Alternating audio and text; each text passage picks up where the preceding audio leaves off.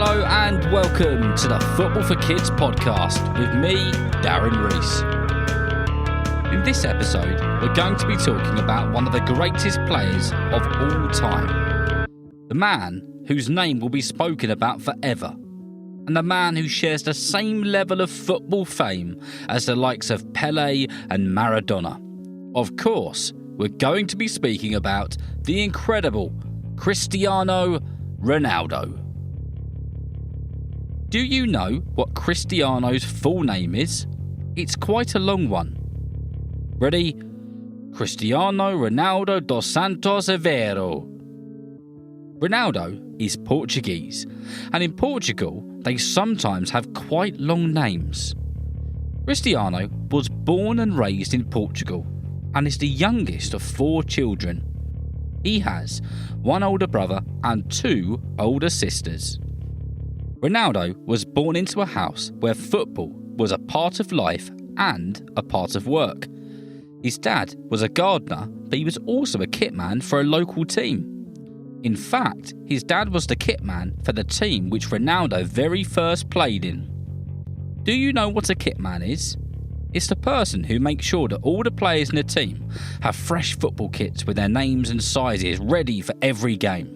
They don't just do that, they do lots of other things. We'll speak about the job of a kit man, or a kit lady, on another episode. When Ronaldo was 12 years old, he was already a fantastic player, due to his talent, but also the fact that he practiced and he never gave up. At 12 years old, he went for a trial with one of Portugal's top teams, a team called Sporting Lisbon. The trial was 3 days long, and at the end of it, the club was so impressed that they signed him.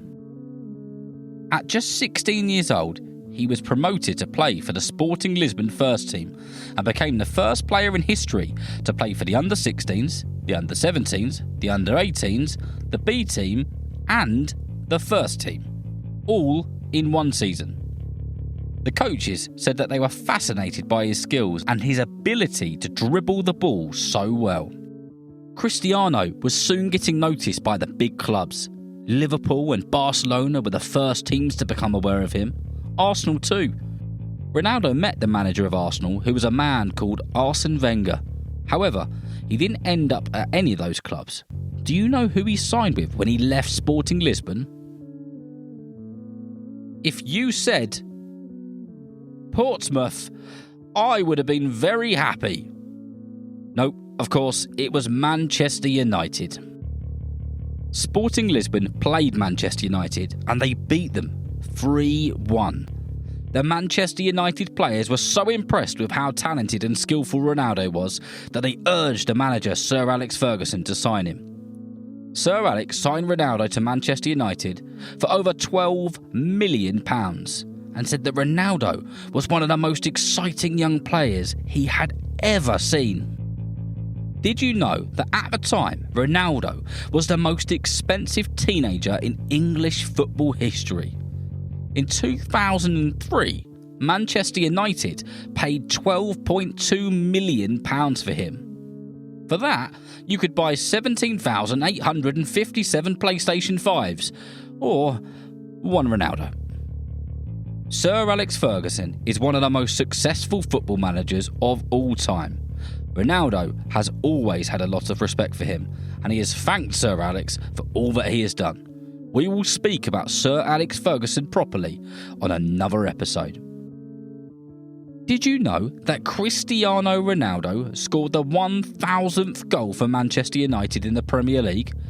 Of all people, of course, it was going to be Ronaldo, wasn't it?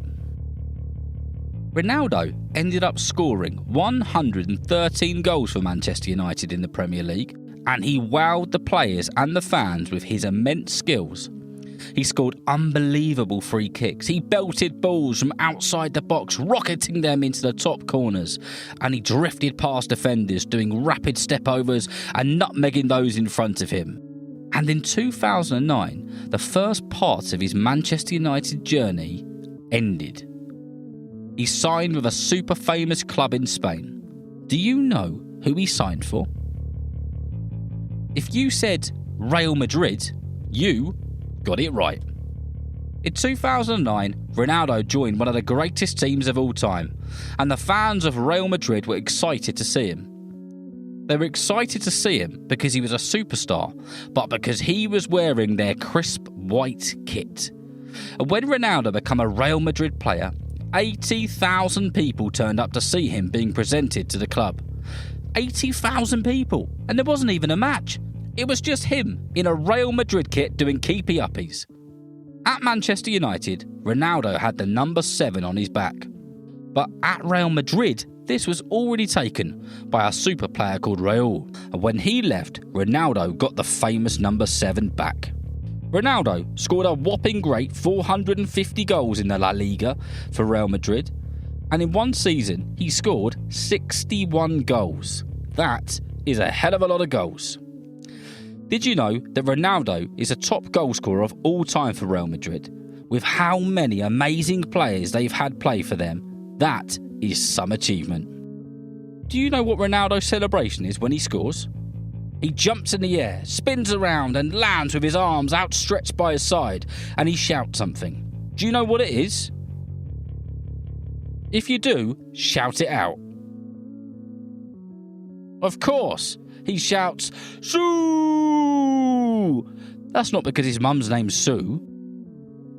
In Portuguese and in Spanish, the word for yes is sí. And apparently, Ronaldo said it's basically him shouting yes, but sí in a bit of a different way. So if you shouted, Sue! You would have been correct.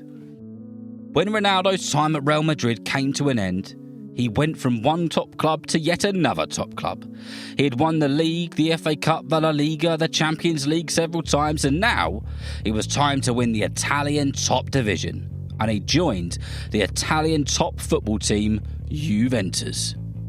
When playing for Juventus in the Champions League, Ronaldo set yet another record and became the first player in history to win 100 Champions League matches. Not just playing in them, 100 wins. Most players don't even play 100 Champions League matches. Ronaldo has won them. Ronaldo banged goals in for Manchester United, he banged goals in for Real Madrid, and my goodness, did he bang some goals in for Juventus as well.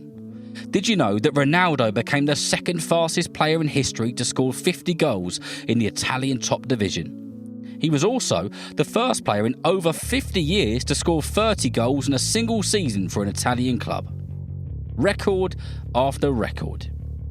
After 101 goals scored in the Italian top division, Ronaldo was ready for another move, and he had his eyes set back on England. Did you know it was looking very likely that Ronaldo would sign for Manchester City? However, as you know, it didn't happen. And he ended up at the other club in Manchester, the one which he had success with before. Of course, where he is now, Manchester United. Not only has Ronaldo won pretty much every single tournament and trophy in club football, but he has also been a magnificent player for his country's national team in Portugal. Cristiano has played 230 times for his country since the age of 15. And he has scored 135 times. Here is a list of the tournaments and the awards which Ronaldo has won. But what I want you to do is try and work out which one is missing. One which he hasn't actually won yet. One which he has dreamt about winning. So, can you guess it? He's won the Premier League 3 times with Manchester United. He's won the FA Cup. He's won the Champions League several times, both with Manchester United and Real Madrid. He's won the Italian top division twice. He's won the Ballon d'Or 5 times. He's won the Euros. And there's one massive, humongous thing missing from the list. Do you know what it is? If you said the World Cup, you got it right. The World Cup is the only thing missing from Ronaldo's incredible list of achievements. Could Portugal win the World Cup this year? Could Ronaldo add that last thing to his list? What do you think?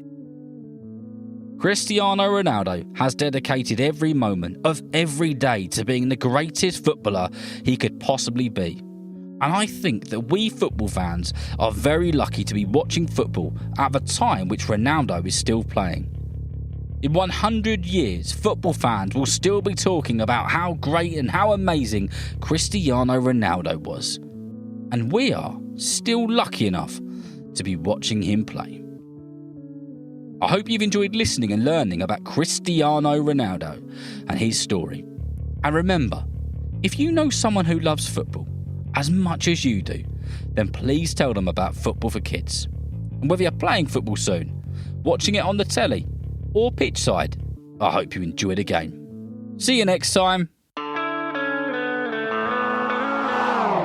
Oh, before I forget, did you know that Gareth Southgate has announced his squad for the Qatar 2022 World Cup? On Monday next week, there will be a special England squad Football for Kids episode. Make sure you listen to that if you want to know who's in the squad and learn more about those players.